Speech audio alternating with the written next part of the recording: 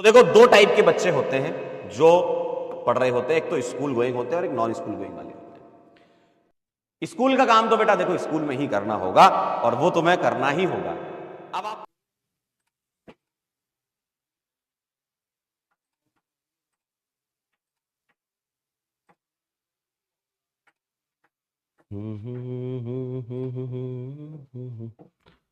Hello hello hello hello hello बच्चों, बाबा नमस्कार। कैसे हैं आप लोग? कैसे हैं भैया आप लोग? क्या मेरी आवाज आ रही है? क्या मैं दिखाई दे रहा हूं? जल्दी फटाफट से बता दीजिए एक बार चैट बॉक्स में। क्या मैं दिखाई दे रहा हूं? क्या मेरी आवाज आ रही है? जल्दी से बता दो। Hello hello hello hello hello. नमस्ते नमस्ते नमस्ते नमस्ते नमस्ते। बहुत बहुत बहुत बहुत नमस्कार है आपका। कैसे हैं आप सभी लोग कैसे हैं? कैसी आप लोगों की तैयारी चल रही है? एक बार मुझे बता दीजिए फटाफट से। Hello hello hello. कैसे हैं? आपकी तैयारी कैसे चल रही है उसमें लगा देना कमेंट, है ना।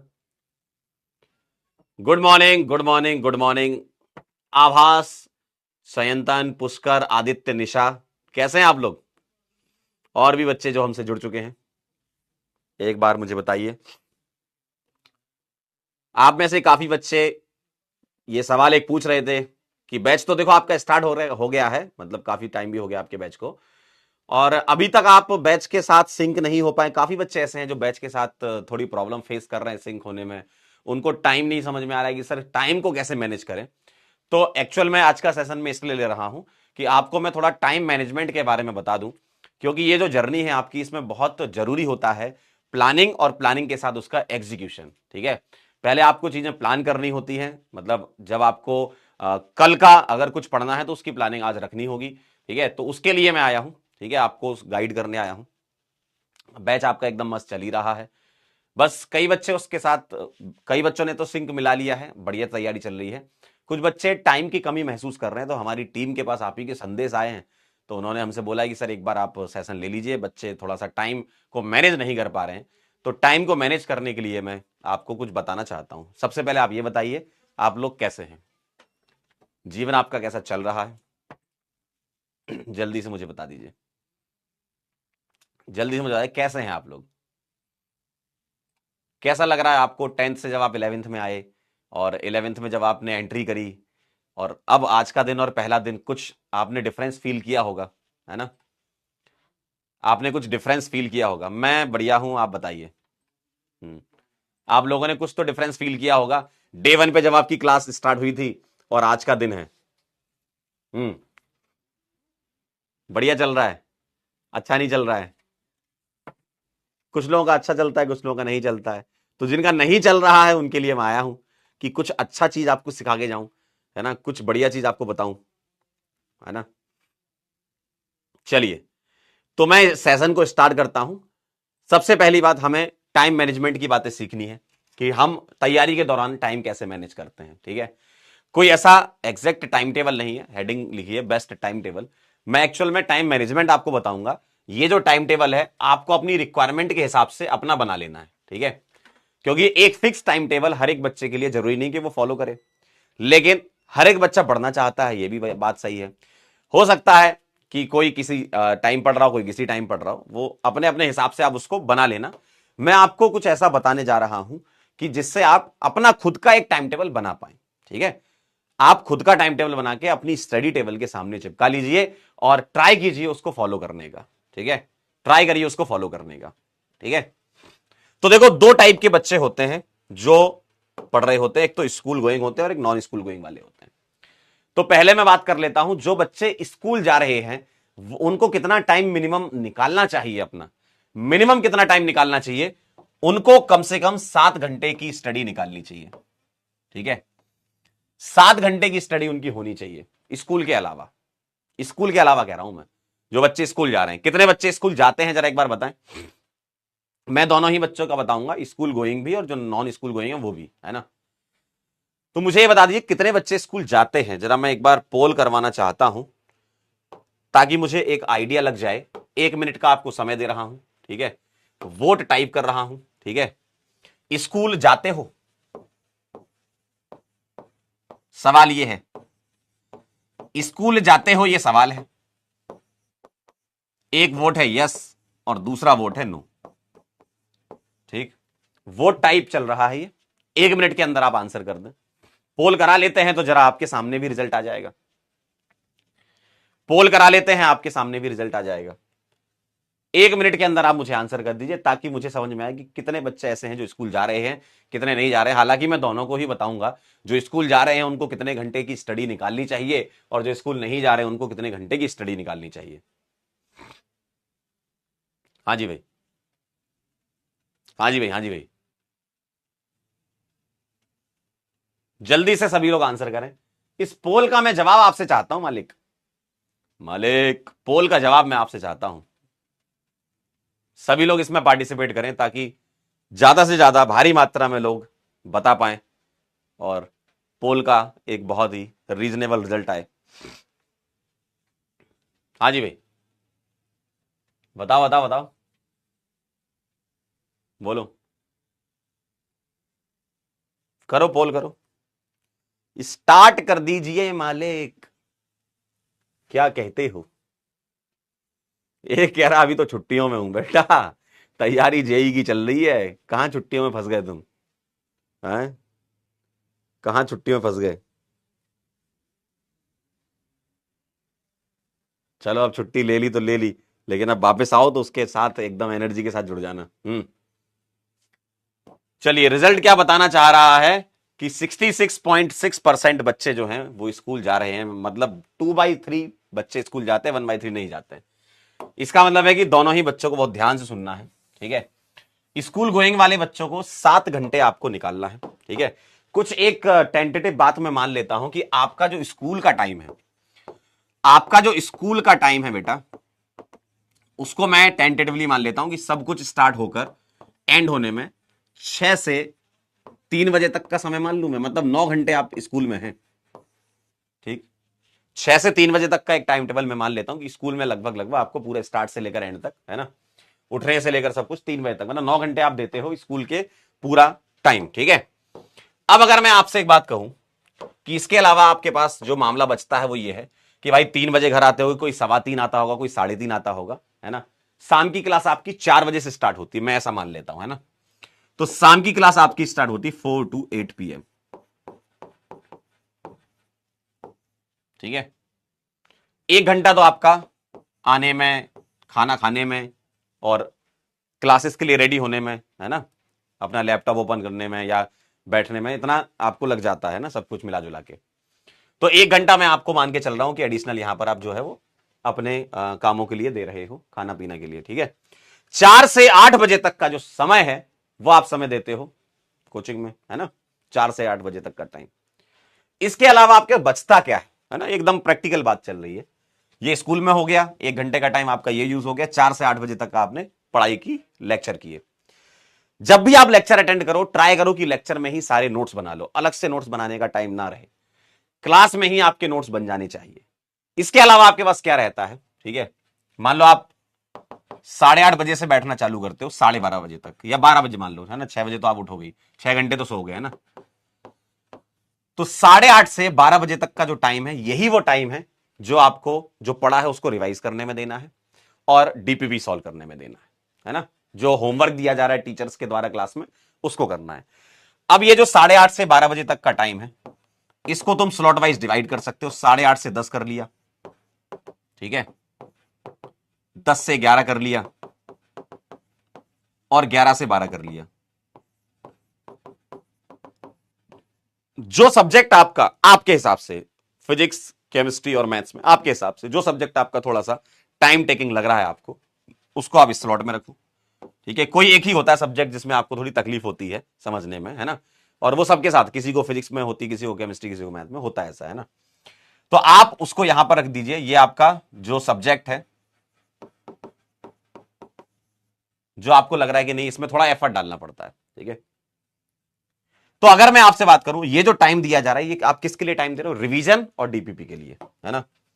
आप देखो, अगर आप क्लास में अच्छे से पढ़ते हो ना, क्लास में सारी चीजें ध्यान समझते हो, तो आप 20 मिनट से 25 मिनट तक आप क्विक रिवीजन कर सकते हो पूरे लेक्चर का, है ना। तो आप 2 पार्ट में इसको डिवाइड कर लो कि भाई हम इसका आधा हिस्सा या मान लो इसमें से 25 मिनट हम उसमें दे दें और 35 मिनट हम डीपीपी में दे दें, है ना। तो यहां पर आपको इसको 2 पार्ट में डिवाइड करके क्विक रिवीजन और उसके बाद डीपीपी सॉल्व करनी होगी, ठीक है।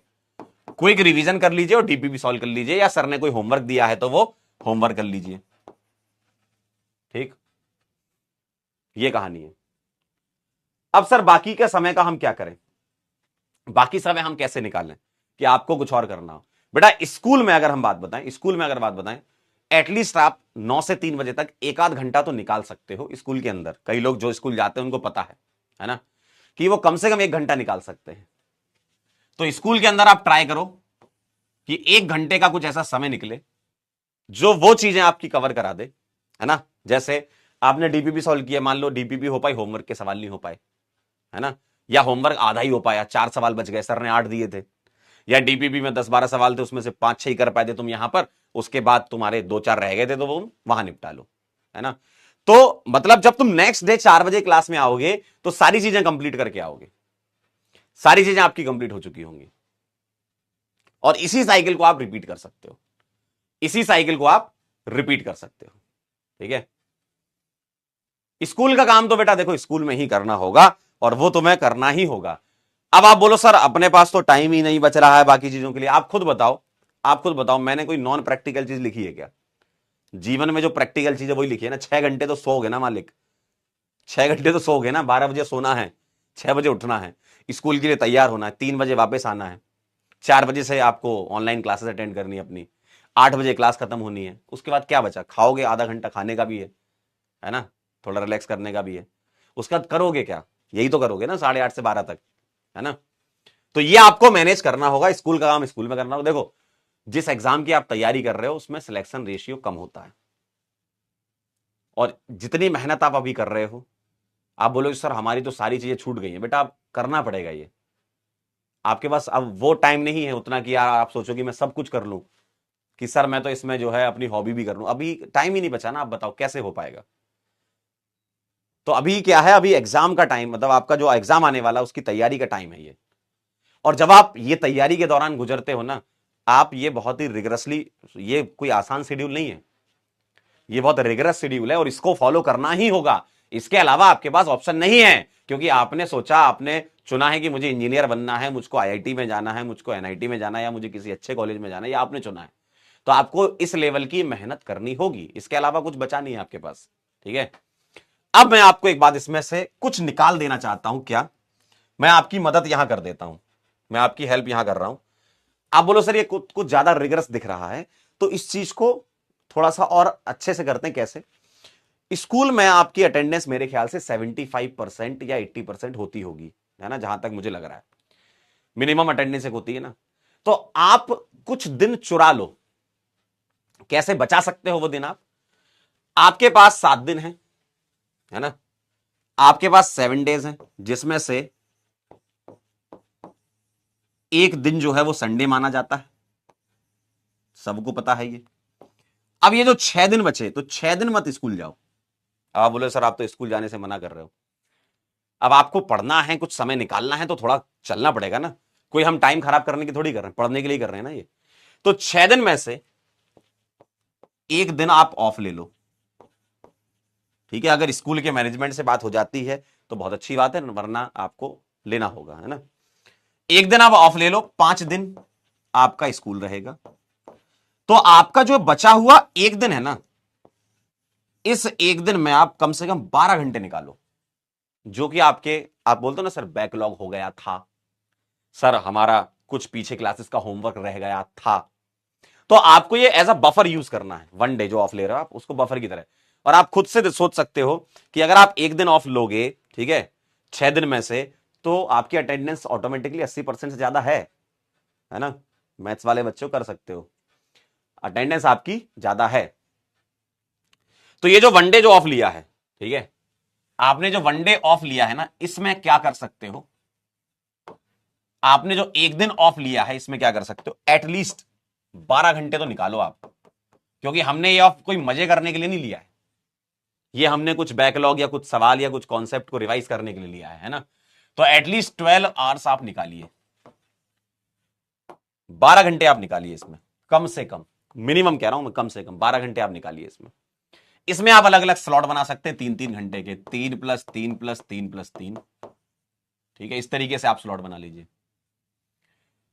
इसको स्लॉट 1 बोल रहा हूं, इसको स्लॉट 2 कह रहा हूं, इसको स्लॉट 3 कह रहा हूं, और इसको स्लॉट 4 कह रहा हूं। ठीक, आपका पूरे हफ्ते में से जो भी दिन आपने चुना है, ये उसके प्रीवियस जितने भी दिन का कुछ ना कुछ रह गया, मान लो कहीं कुछ होमवर्क रह गया, मान लो स्लॉट 1 में आपने होमवर्क कर लिया कंप्लीट, डीपीपी कर ली, ठीक है, पीछे का रिवीजन कर लिया। स्लॉट 2 में आपने कुछ बैकलॉग था वो क्लियर कर लिया, है ना। स्लॉट 3 में आपने कुछ अच्छे एडवांस लेवल के प्रॉब्लम्स लगा लिए। ठीक है, स्लॉट 4 में आपके कुछ नोट्स मान लो कहीं कुछ रह गए थे कि कुछ शॉर्ट नोट्स आपको नहीं बन पाए थे, तो शॉर्ट नोट्स आप इसमें बना लीजिए, है ना। ये आप वेरियस चीजें कर सकते हैं, और ये स्लॉट आप वेरी भी कर सकते हो सकता है किसी के नोट्स बन चुके हो तो आप इन दोनों स्लॉट में एडवांस के सवाल लगा लो। आपका मान लो एडवांस के सवाल आप शुरुआत में करना चाहते हो तो दूसरे स्लॉट में बैकलॉग या पीछे का रिवीजन कर लो, मतलब वो आप अपने हिसाब से मैनेज कर लो, है ना। कम से कम आप ये निकाल सकते हो 3+3+3+3 इतना निकाल लो आप। ठीक है, अगर मैं ये भी मान के चलता हूं कि आप 8 घंटे सो रहे हो, ठीक, तो आपको ये जो 12 घंटे निकालना है ये 16 घंटे में से निकालना है ना। अगर आप 8 घंटे सो रहे हो तो भी मैं ये मान के चलता हूं कि भाई 12 घंटे आप आराम से निकाल सकते हो आउट ऑफ 16 आवर्स, है ना। ये उस दिन की बात है कि जिस दिन आपका ऑफ था, जिस दिन आपका ऑफ था। और अब जो स्कूल नहीं जा रहे हैं वो क्या करेंगे, जो बच्चे यहां एक दिन करते थे वो उनको डेली करना होगा, उनको उस चीज का फायदा है, जो नहीं जा रहे हैं, है ना। तो यहां जो एक दिन जो ऑफर था ना आपका, आपको आपको उसमें जो स्कूल नहीं जा रहे हैं वो बच्चे इस तरीके से उसको यूज कर लें कि अगर मैं ऐसा मान के चलूं कि 8 घंटे की आपकी स्लीप चल रही है, ठीक है, 8 घंटे तो देखो सो यार, 7 घंटे 8 घंटे 6, मतलब 6 घंटे और उससे ज्यादा ही सोना चाहिए, 6 घंटे से कम नहीं सोना चाहिए। अब हर एक का अपना बॉडी साइकिल होता है, कोई 6 घंटे भी सो लेता है, ठीक है, कोई 7 घंटे, कोई 8 घंटे, है ना। मतलब 6 घंटे से 8 घंटे तक आप नींद लीजिए, 8 से ज्यादा मत लीजिए, 6 से कम मत लीजिए, है ना। इतना मैं मान के चलता हूं कि आपका स्लीप साइकिल ऐसा होना चाहिए। तो मैं ये मान के चल रहा हूं कि आप 8 घंटे सो लें, आपके बच्चे 16 घंटे जो स्कूल नहीं जा रहे हैं, उसमें से अगर मैं 4 से 8 बजे तक का टाइम आपका निकाल दूं, है ना, 4 घंटे का, तो आपके पास बचे 12 घंटे। ठीक है, अगर मैं ये निकाल देता हूं तो आपके बचे 12 घंटे। अब इन 12 घंटे में से जैसे आपने वहां पर 3-3 के स्लॉट बनाए थे, यहां आप 2-2 के स्लॉट बना लो, ठीक, 2-2 के अलग अलग स्लॉट बना लो, तो आपके ये हो गए 10 आउट ऑफ 12 आवर्स। ठीक, अपार्ट फ्रॉम कोचिंग, मतलब आपका जो क्लास चल रही है उसके अलावा आपके पास अलग अलग स्लॉट है। अब ये स्लॉट 1 हो गया आपका, ये स्लॉट 2 हो गया, आप चाहो तो 3-3 घंटे के भी बना सकते हो, 3-3-3 और एक बना लो, ऐसा, है ना। मैं एक आपको बेसिक आइडिया दे रहा हूं कि किस तरीके से आप अप्रोच कर सकते हो। तो आपने 2-2 घंटे के स्लॉट बना लिया। अब इधर आपने क्या कर रहे हो, देखो ये आप डेली इतना टाइम निकाल रहे हो, है ना, 10 घंटा आप डेली निकाल रहे हो, 4 घंटा आपकी डेली कोचिंग चल रही है। आप यहां पर होमवर्क कर सकते हो, डीपीपी कर सकते हो, रिवीजन कर सकते हो, है ना, आप बैकलॉग कर सकते हो, ठीक है, आप एडवांस लेवल प्रॉब्लम सॉल्व कर सकते हो, ठीक है, आप यहां पर शॉर्ट नोट्स अपने बना सकते हो, ठीक है। और इसमें हो सकता है आपका कोई वीक चैप्टर हो, उसको आप टाइम देना चाहते हो ज्यादा, तो वीक चैप्टर्स को टाइम दीजिए, क्योंकि आपके लिए हर एक चैप्टर इक्वली इंपॉर्टेंट है। और इसको आप किसी भी सीक्वेंस में सेट कर सकते हो, ठीक है, इसको आप किसी भी सीक्वेंस में सेट कर सकते हो। अब आप बोलोगे सर सिर्फ पढ़ाई ही हो रही है, तो बेटा 2 साल की मेहनत है, ये जो 2 साल हैं आपके, यही आपकी मेहनत है जो आपको एडवांस क्रैक कराएगी, तभी कर पाओगे आप। इतना आसान काम नहीं है, क्योंकि आपको जिस एग्जाम की आप तैयारी करो, पहले आप ये समझो वो एग्जाम आसान नहीं है, लेकिन आप अपने प्लानिंग से, उसके एग्जीक्यूशन से एक पाथ जो है उसको स्मूथ बना सकते हो। तकलीफें आएंगी, उससे तुम्हें लड़ना है। आपका जीवन आसान नहीं होने वाला है, क्योंकि आपने जेई चुना है। इसका मतलब यह है कि आपके पास कोई ऑप्शन नहीं है, सिर्फ पढ़ना है।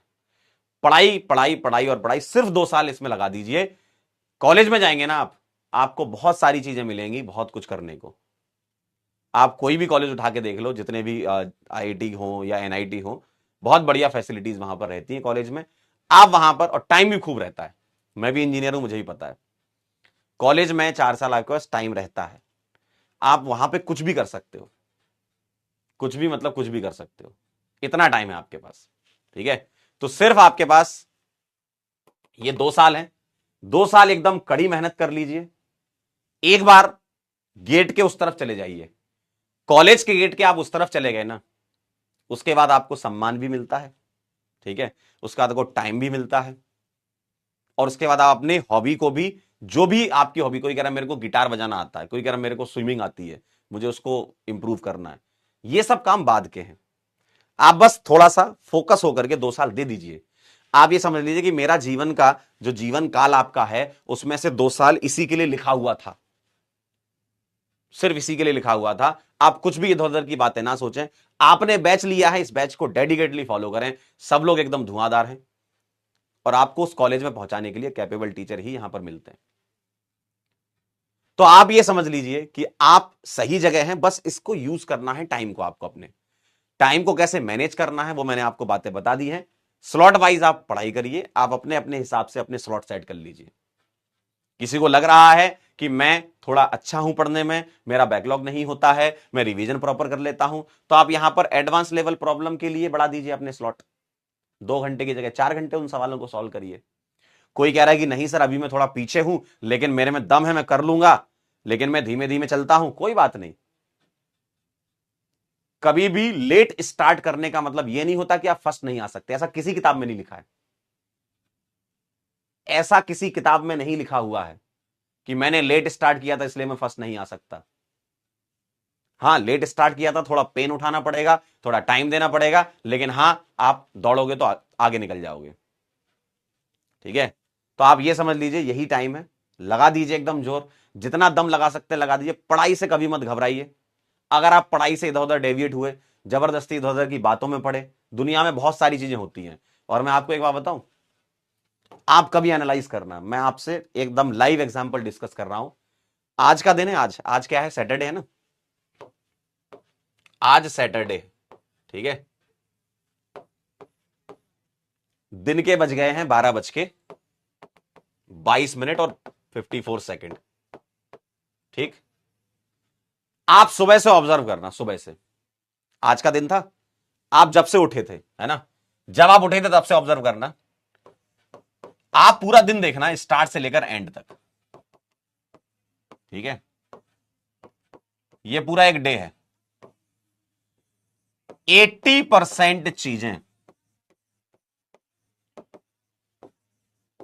आपके काम की नहीं है। आप ऑब्जर्व करके देख लेना पूरे। अगर आप हर चीज में फंसे, तो कह रहा हूं मैं, अगर आप हर पंचायत में घुसना चाहते हो, आपको ऐसा लग रहा है कि अच्छा ये क्या कर रहा है, मैं क्या कर रहा हूं, इनमें फंस जाओगे। आपको ये लग रहा है घर पे मेहमान कौन कौन आया हुआ है आज, आपको लग रहा है अरे मम्मी के पास तो मौसी का फोन आया हुआ है, पापा के पास तो बुआ का फोन आया हुआ है।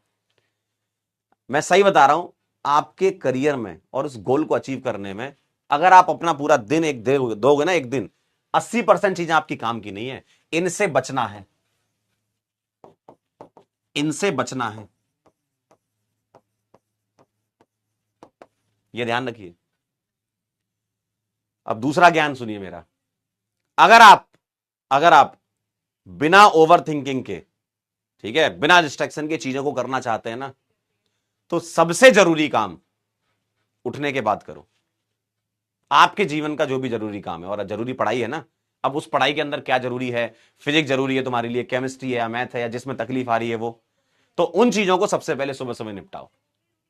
एक बहुत बड़ा बर्डन लेकर के आप अगर दिन भर बैठोगे, कई बार हमको लगता है कि यार इसको कर लेंगे, करते हैं, अभी तो 12 ही बजा है, अभी तो 1 ही बजा है, 2 बजा है, शाम को करेंगे, 4 बजे करेंगे, 6:30 बजे करेंगे, 8 बजे करेंगे, और तब तक अगर नहीं होता है ना, तो आप दिमाग को जबरदस्ती अनरेस्ट में लाते हो, फिर आपकी ओवर थिंकिंग चालू होती है, फिर आपका डिस्ट्रैक्शन चालू होता है, फिर दिमाग अपने आप को समझाने के लिए आसान रास्ते ढूंढता है, फिर आप टाइम खराब कर देते हो।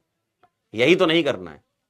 अगर आप प्लानिंग और उसका एग्जीक्यूशन प्रॉपर कर पा रहे हो ना भाई, आपसे बेहतर इंसान कोई नहीं है, पेपर में चाहे कुछ भी हो। लेकिन अभी से अगर आपकी आदत बन गई ना, क्लास 11th में अगर कोई बच्चा प्लान कर ले और उसको एग्जीक्यूट कर दे, भाई साहब वो बहुत आगे जाएगा जीवन में।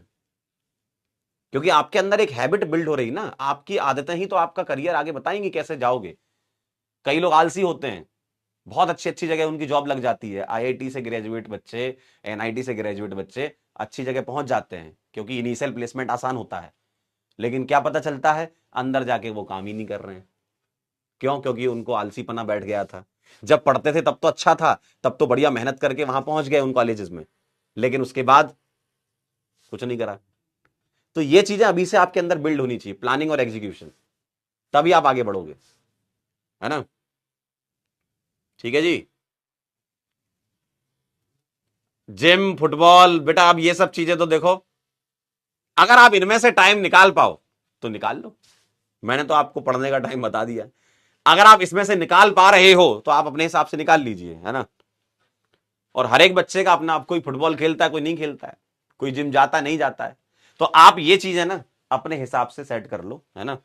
मैंने आपको एक प्रॉपर एक ओवरव्यू दे दिया कि आप कितना टाइम निकाल सकते हो, स्लॉट वाइज पढ़ाई कर सकते हो, ठीक है? कोई बोलता है कि सर 8 घंटे की स्लीप है तो उठना कितने बजे? अरे भाई तू जब भी उठ जा, कोई 5 बजे उठ सकता है, कोई 6 बजे, कोई 7 बजे, कोई 8 बजे, कोई 10 बजे भी उठ रहा है ना, तब भी कोई दिक्कत नहीं है। लेकिन जब उठो, तुम्हारी आंखें खुलें, तो तुम्हारे सामने बस एक ही लक्ष्य नजर आना चाहिए कि मुझको कॉलेज में जाना है, ठीक है? तो आप अपने हिसाब से स्लॉट वाइज मैंने बताया, क्योंकि सबका उठने का टाइम अपना अपना होता है, ठीक है? क्लियर एकदम? चलिए, और ये ना सोचें कि सर ये वाले बच्चे 10 घंटे पढ़ रहे हैं, हम तो 7 घंटे 6 घंटे पढ़ रहे हैं। कोई टेंशन नहीं है, आप उतना काम उतने में कर लोगे, ठीक है? हाँ, जो स्कूल गोइंग बच्चे हैं उनको थोड़ा स्कूल में हल्का फुल्का टाइम निकाल लेना कि कुछ पुराने सवाल रहेगा। देखो, जो काम क्लास में दिया जा रहा है उसको करना है, करना है मतलब करना है, उसमें आपको इफ एंड बट लगाना ही नहीं है। डीपीपी है, होमवर्क है, क्लास में जो सर सवाल करा रहे, क्लास में जितना ज्यादा अटेंटिव रहोगे ना आप, उतना अच्छा रहेगा आपके लिए। क्यों? क्योंकि क्लास में तुम मैक्सिमम चीजें समझ चुके होगे, तो रिवीजन में कम टाइम लगेगा, डीपीपी जल्दी सॉल्व हो जाएगी, होमवर्क जल्दी कर लोगे, तो टाइम बचता है। आप अपना अटेंशन बढ़ाते हो तो टाइम रिड्यूस हो जाता है। आपका अटेंशन नहीं होगा तो टाइम आपको ज्यादा लगेगा चीजों को समझने में, ठीक है? तो अटेंशन दीजिए, क्लास में पूरा एकदम फुल फोकस के साथ बैठिए, ठीक है? चलिए, बहुत बढ़िया, बेहतरीन। कह रहे ऑर्गेनिक केमिस्ट्री का क्या करना? बेटा ऑर्गेनिक केमिस्ट्री का अभी कुछ नहीं करना आपको, आप चिंता मत करो। बस मैं आपसे एक ही बात कहना चाहता हूं, आप पीरियोडिक टेबल और केमिकल बॉन्डिंग ये दो पढ़ के आना अच्छे से। जब टीचर पढ़ाए बहुत ध्यान से सारी चीजें सुनना। अगर आपके ये दोनों चैप्टर अच्छे हैं तो बाकी ऑर्गेनिक केमिस्ट्री गारंटी मेरी। सब कुछ बेसिक से लेकर एडवांस तक जो होता है पेपर के लिए जो जरूरी है वो सब करवाया जाएगा, ठीक है? उसकी आप चिंता मत करो, ठीक है? चलिए, तो अब हम मुलाकात करेंगे आपसे अगले किसी सेशन में, है ना? क्योंकि हमारी ऑर्गेनिक केमिस्ट्री थोड़ी बाद आती है ना? हमारी ऑर्गेनिक केमिस्ट्री मेरे ख्याल से सितंबर के बाद ही आएगी, क्योंकि अभी 11th में ना फिजिकल ज्यादा है, फिजिकल केमिस्ट्री। और इनऑर्गेनिक में 2 चैप्टर ये वाले इंपॉर्टेंट है, और भी है लेकिन ये 2 इंपॉर्टेंट है आपके लिए जो ऑर्गेनिक में काम आएंगे। ऑर्गेनिक एंड में आती है एकदम 11th में, ठीक है? तो मुलाकात करेंगे और बीच बीच में मिलते रहेंगे, है ना? अभी आप लोगों ने एक सवाल पूछा था, मतलब मैसेज वैसेज और मेल वेल करते हो ना आप लोग, वहीं से आया मेरे पास सवाल कि बच्चे टाइम मैनेज नहीं कर पा रहे, इसलिए मैं आया था। आपके ऐसे और भी सवाल होंगे, मिलते रहेंगे हम, है ना? चलिए, बहुत बहुत धन्यवाद आपका। ठीक, अब आप पढ़ाई चालू करो, है ना? और कोई आपके दिमाग में सवाल हो तो आप भेजते रहा करो, ठीक? चलिए, बहुत बढ़िया, थैंक यू सो मच, बहुत बहुत धन्यवाद। मिलते हैं बेटा, तब तक के लिए ओके बाय।